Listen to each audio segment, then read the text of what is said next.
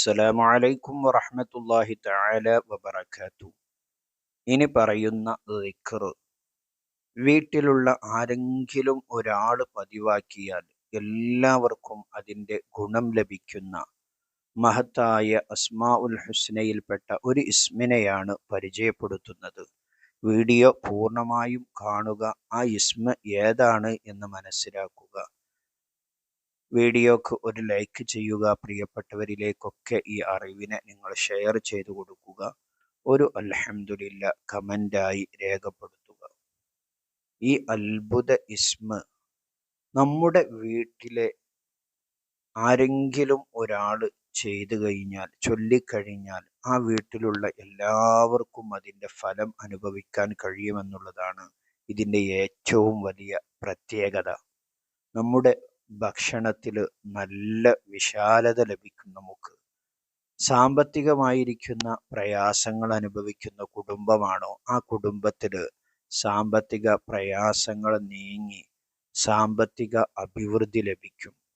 എല്ലാ തടസ്സങ്ങളും അകന്നകന്ന് പോകും. നമ്മുടെ എല്ലാ പ്രയാസങ്ങളും നീങ്ങിക്കിട്ടും.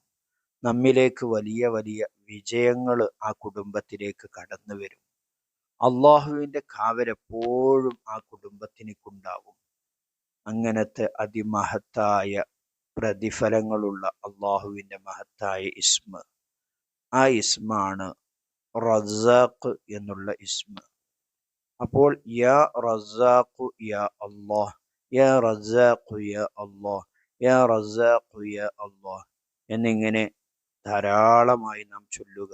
ഒരു നിശ്ചിത എണ്ണം നിങ്ങളങ്ങ് കണക്കാക്കുക. എന്നിട്ട് എല്ലാ ദിവസവും വീട്ടിലുള്ള ആരെങ്കിലും ഒരാൾ കൃത്യമായി ചെയ്യുക.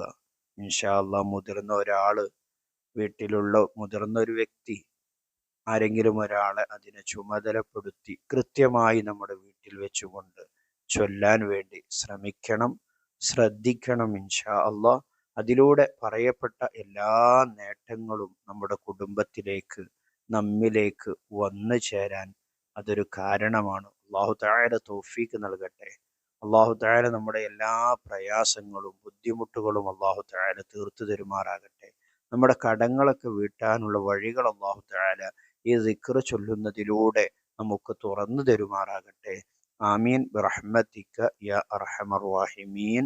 പ്രിയപ്പെട്ടവരിലേക്കൊക്കെ ഈ അറിവിനെ നിങ്ങൾ ഷെയർ ചെയ്യാൻ മറക്കല്ലേ. അവരും ചൊല്ലുമ്പോൾ അതുപോലെ ഒരു പ്രതിഫലം നിങ്ങൾക്കും ലഭിക്കും ഇൻഷാ അല്ലാഹ്.